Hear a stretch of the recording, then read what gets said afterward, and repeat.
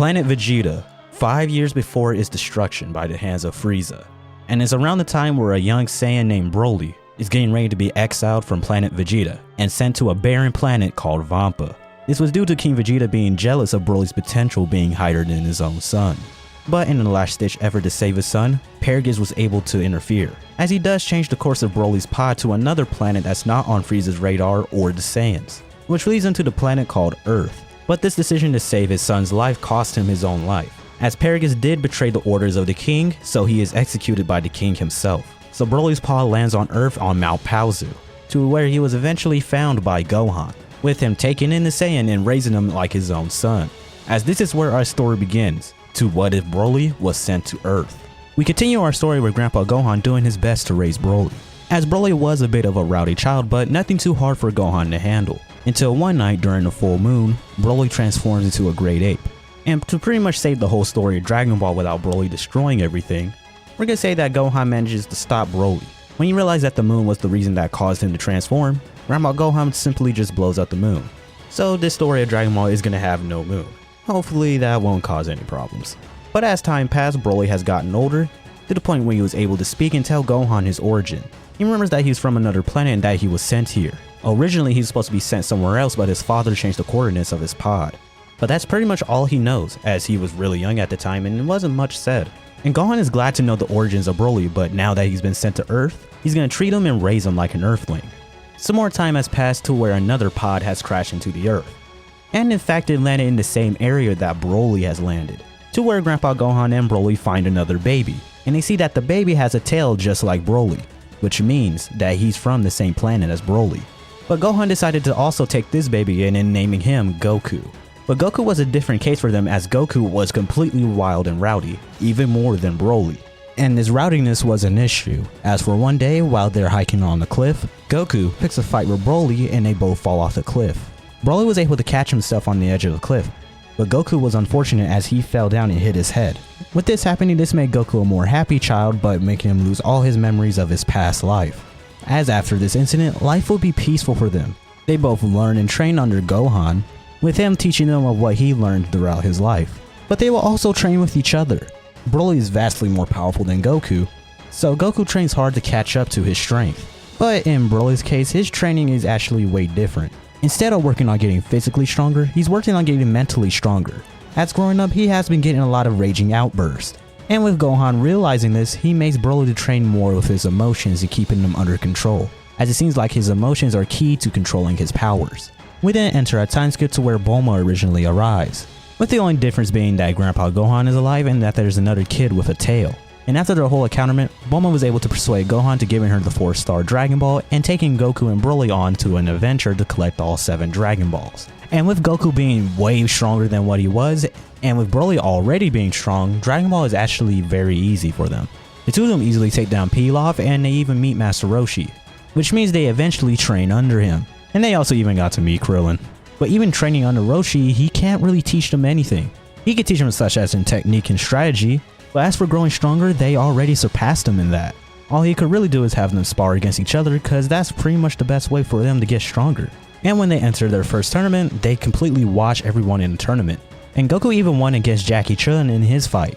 Even though Jackie Chun had way more experience and way more techniques than Goku, he simply could not match the overwhelming strength that he has. And the same goes for Krillin, as he was faced up against BROLY in, well, you know.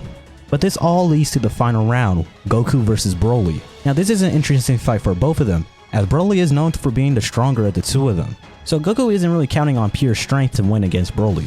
He's gonna have to be smart in this fight, so he's gonna have to use some techniques to give him the advantage. Just like the one he just recently picked up, the after image technique. This distracted BROLY long enough for Goku to grab his tail, which this does paralyze BROLY, making Goku able to knock him out of the ring, making Goku the winner. Roshi was worried if one of them had won, they might become overconfident in their future fights, thinking that they're unstoppable. But actually, it did quite the opposite. Goku had known if it was just a battle of pure strength, BROLY would have won. If he haven't thought of grabbing BROLY's tail, he wouldn't have won. This motivates Goku to train even harder to grow stronger than BROLY, so he could beat him in a fair fight and not use a trick like that. Then after this, we move on to the Red Ribbon arc, which pretty much just gets handled with ease. With both BROLY and Goku there, they eliminating the entire army, except for a few stragglers that escaped. We then move on to the next world tournament, and that's actually very easy for both of them too.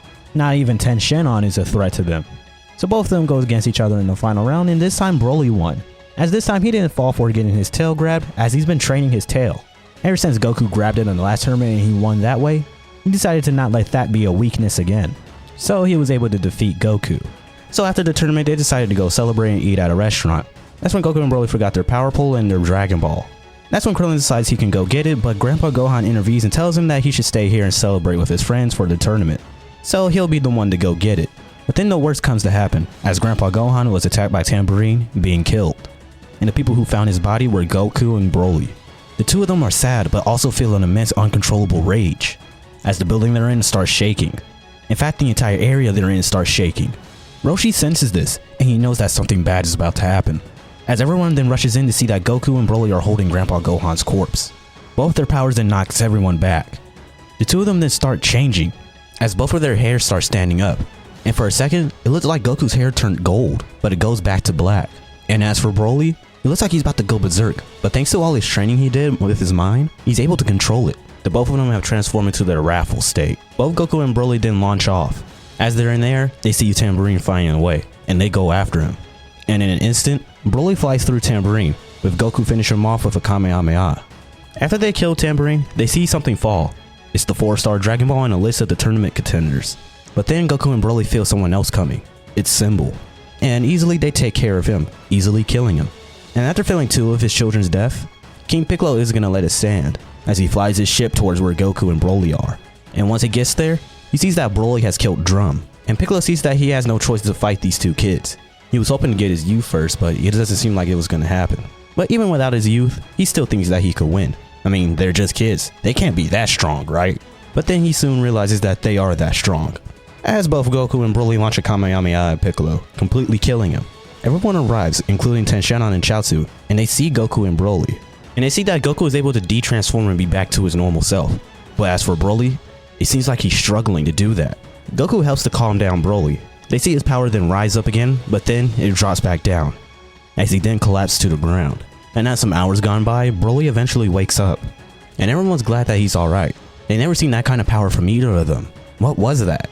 And they honestly have no idea either. BROLY then sees what's in Goku's hand. It's a round stone. Goku tells him that this was the 4-star Dragon Ball. But for some reason after they killed Piccolo, the Dragon Ball turned to stone. What they don't know is, since they killed Piccolo, they killed Kami as well, which means that there's no Dragon Balls. They eventually get led to Korin, which Korin explains everything, and Goku and BROLY feel bad. If they actually spared King Piccolo, Kami would still be alive and they could have used the Dragon Balls to bring back Gohan. They don't know what to do next, but Korin then tells them that they should go up to the lookout. Maybe if they go up there, they could find some clues on how to bring back Kami. So Goku and BROLY head up there where they meet Mr. Popo, the only person who's on the lookout. And Mr. Popo knows that Goku and BROLY didn't mean to kill Kami.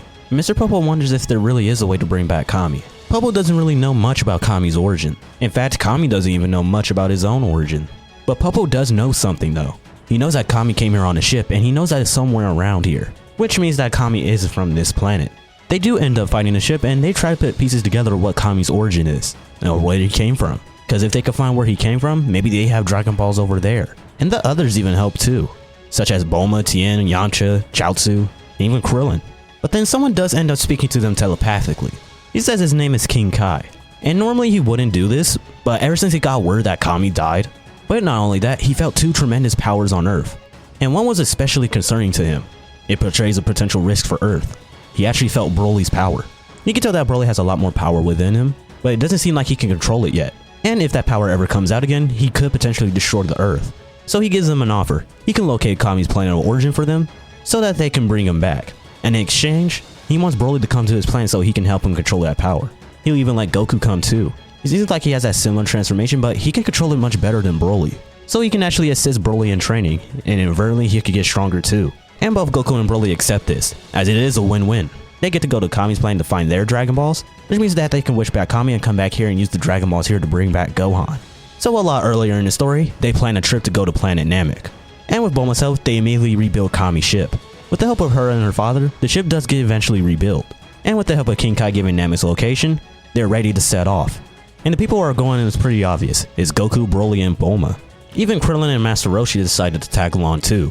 Because if BROLY does end up going berserk on Namek, At least Goku, Roshi, and Krillin are able to stop him. And with that, they finally blast off to Namek, which is where we'll leave this part off.